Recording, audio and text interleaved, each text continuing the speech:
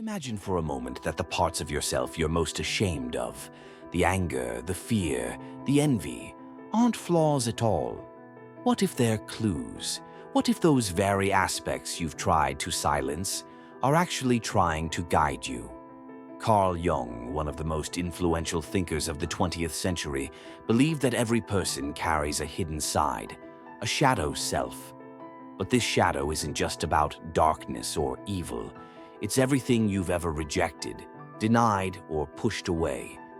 Your impulses, your wounds, your unspoken dreams. The parts of yourself you didn't think were acceptable. They don't disappear, they just go underground. From a young age, we're taught to behave, to please, to fit in. We learn which emotions are bad, which dreams are unrealistic, which parts of us are too much.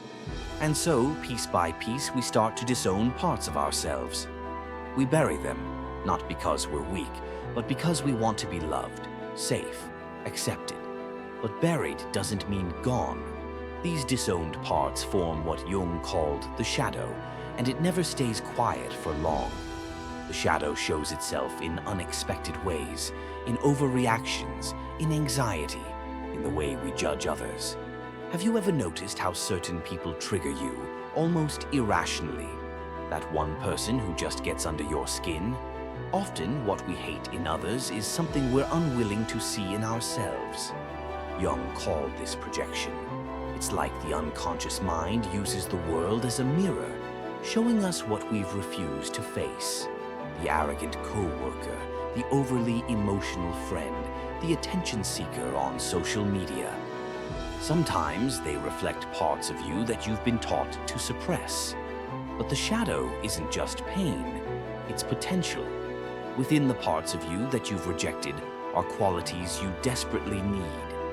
That anger you were told to hide, it might carry the strength to say no.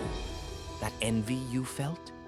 Maybe it's pointing to a dream you gave up on. Even your sadness, if you listen closely, might be asking for your attention.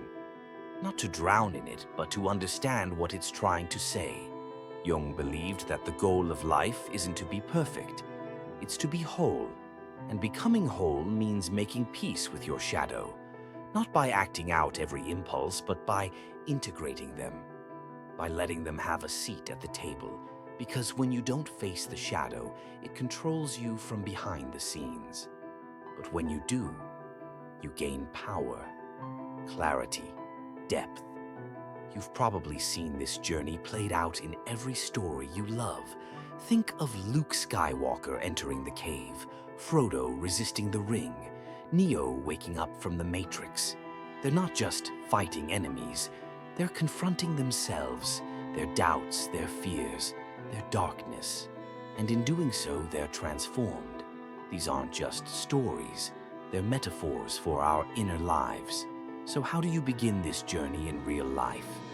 Start by paying attention to what triggers you, the strong emotional reactions, the people who frustrate you. Ask, what is this showing me about myself?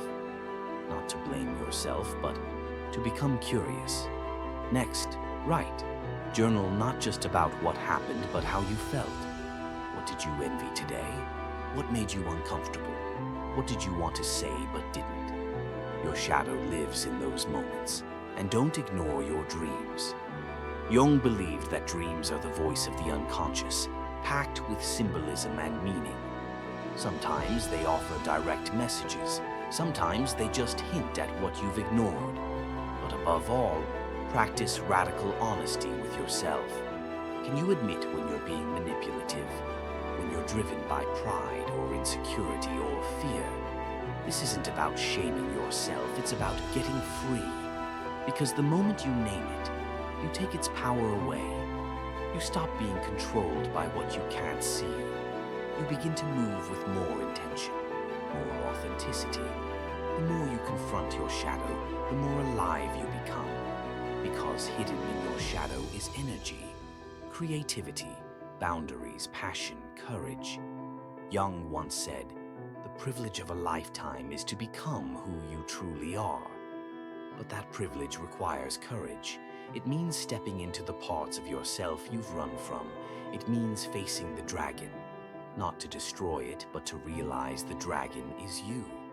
Misunderstood, unloved, and desperately needing your attention. Your purpose doesn't lie in the version of you that's always smiling and polished. It lives in the parts of you that are raw, honest, real. So if you've been searching for meaning, for authenticity, for clarity, don't just look to the light, look to your shadow, because everything you're looking for is hiding there.